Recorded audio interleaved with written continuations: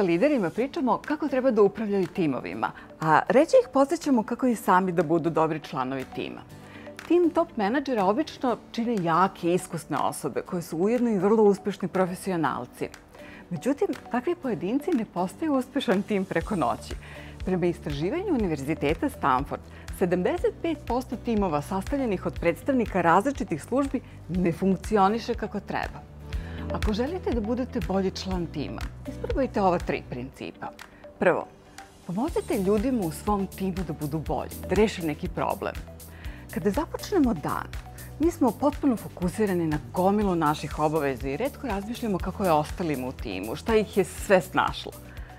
Dovoljno je da samo jednom nedeljno razmislimo šta možemo da uradimo za svog kolegu, koleginicu, da on ili ona uspe u svom zadatku i ponudimo im svoju iskrenu i bezuslovnu pomoć. Kada pokažemo brigu za druge, to ne samo da nas čini boljim timskim igračem, nego i boljim liderom. Drugo, manje se slažite sa ostalima u timu. Dobri timovi imaju redovne i vrlo žive diskusije.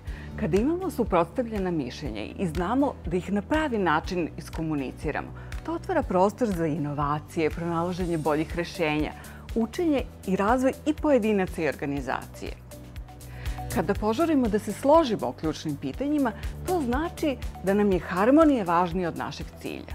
Kada odaberemo harmoniju, u timu se polako stvara kultura u kojoj je lakše slagati se i prihvatiti ponašanje grupe nego biti svoj i imati kritičko mišljenje. Kada se misli kolektivno, svakako je brže, ali ubija tim na duge staze. Treće, kada se desi nešto sporno, pitajte šta je problem, a ne ko je problem.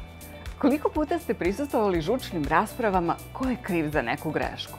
Da li je za višak zaliha kriv direktor prodaje zato što nije dao precizan plan prodaje ili direktor proizvodnje što je plan proizvodnje pravio prema svojim parametrima produktivnosti?